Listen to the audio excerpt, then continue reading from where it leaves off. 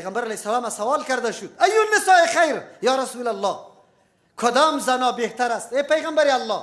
پیغمبر علیه السلام چقدر هدایت ارزنده میده. تسرک او کدام زن خیلی بهتر است؟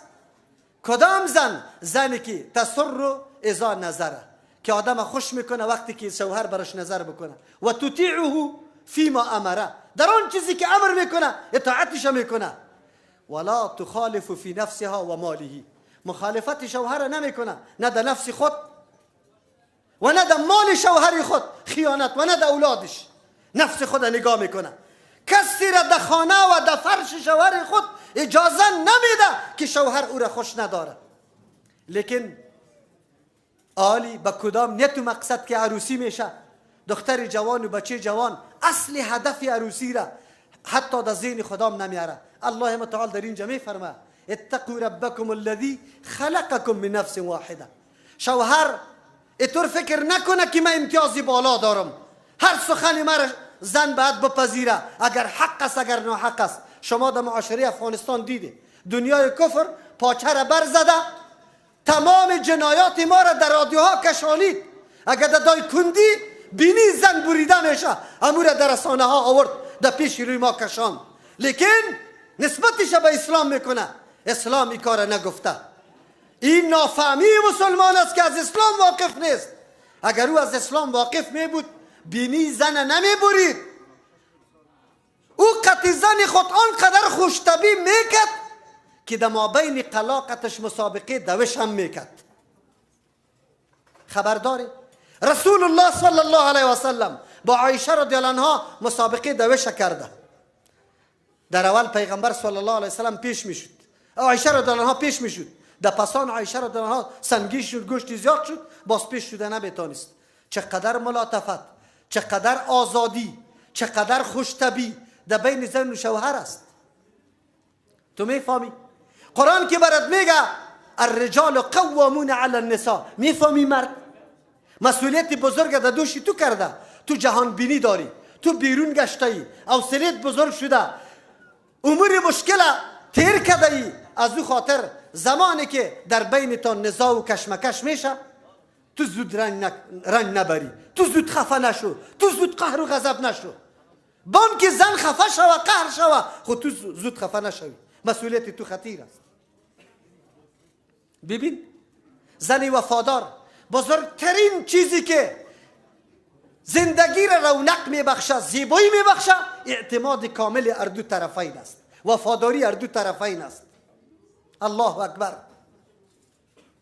میدانه دختر جوان و بچه جوانی ما میدانه بچه باید اینطور نکنه که زن دلت زیر لط و کوب بگیره. الله متعال میگه الذی خلقکم من نفس واحده، شما اردو از یک نفس واحد پیدا شده. یک کسی ایج نمیگه که سرم و دستم با هم فرقی داره، ما دست قطع میکنم سرم میگذارم چرا که دست ارزش نداره. نه، دست ارزش داره، از وجودیت است.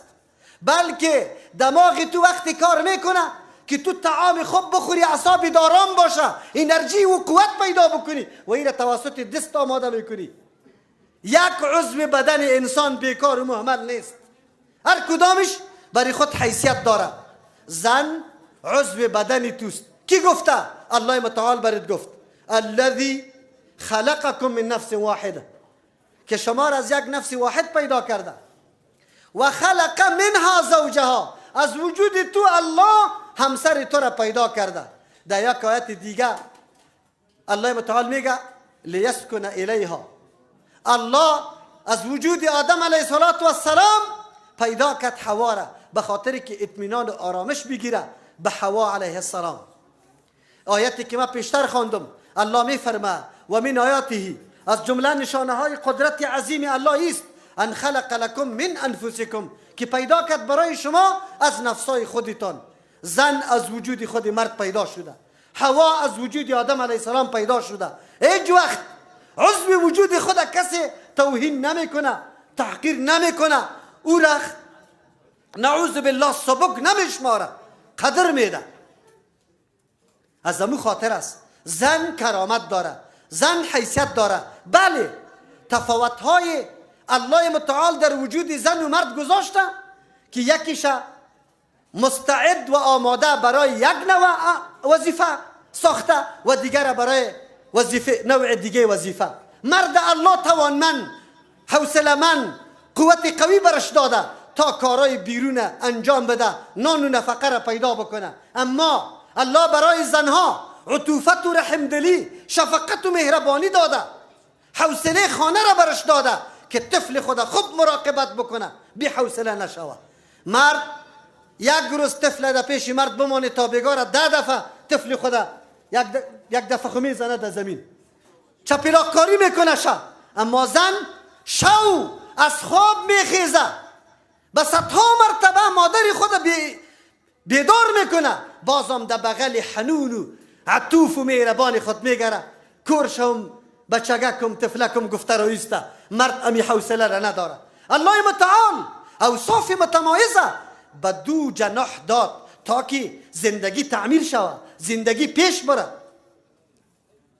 تفاوتی که آمده به خاطر پیشرفت زندگی است، نه برای سبک شمردن زن و سردار و مهتر ساختن مرد که مرد هرچی از دستش میشه بکنه. امروز شما افغانستان شاهدش هستی، سری زنا مردا چه کارهایی میکنن، چقدر وار حقیر میشماره. در پشتوی ما یک متل میکنه، میگه خزه یاد گرده یاد کرده، یاد خانه باشه ولو که هر قدر نیازمندی داشته باشه نبرایه از خانه، دین خود فرا نگیره، نفهمه، نماز خود یاد نگیره و یا میگه در گور باشه. اسلام زنا را موقع داده بود، عیدا تیر شد رسول الله امر کرده بود. ام عطیه رضی الله عنها میفرما که ما را پیغمبر امر کرد که در عیدا برایم حتی دخترای جوانی که در داخل خانه پرده میکنه اما در عید در دعای مسلمان ها شریک شود. چرا زنا ببینه منظر عجیب و خوشبختی مسلمان ها را، تعلیم برشان حاصل شود، بفهمه عبادت چی رقم میشه، کیفیت چه قسم است. امروز ما از اسلام معلوماتی نداریم. مردم وقتی که گپ میزنه تعجب میکنه مردم. زنا در نماز رفته بود، آیا در 5 وقت جماعت مسجد زنا حضور نداشتن؟ رسول الله صلی الله علیه وسلم نگفت که لا تمنعوا اماء الله مساجد الله. شما بندگکای الله متعال از مساجد الله منع نکنید در صورتی که از فتنه مسئول باشه، با شرایط، با رعایت شرایط. اگر برای تعلیم دین میره بالکل درست است. ما بالکل ایرا واضح گفته میتونم، یک دختری که ترجمه و درس قرآن کریم خوانده، درس حدیث خوانده، با یک دختری که هیچ نخوانده زمین و آسمان فرق داره. در زندگی خود، در روش خود، در اخلاق خود، در مسئولیت شناسی خود، در تمام امور خود. ولی ما ملت هستیم که خود به خبر از اسلام نگاه کردیم. تأسف در اینجاست که همین موضوعات سری اسلام میچسبانیم. کسی که زن از خانه نمیکشه ولو که زمینه درس برش مهیا است، این را دین میدانه. این بیدینی است، این دین نیست. طلب العلم فریضه علی کل مسلم. پیغمبر علیه السلام فرموده طلب علم فرض است سری هر شخص مسلمان، مرد هم میگه زن هم میگه. امروز که کدام مشکلات ما داریم در جامعه خود از بیخبری از دین مبین مقدس اسلام است. الله متعال دمی خطبه امی زوجه این هدایت داد که از نفس تو سیاست پیدا شده توهین و تحقیر نکنی.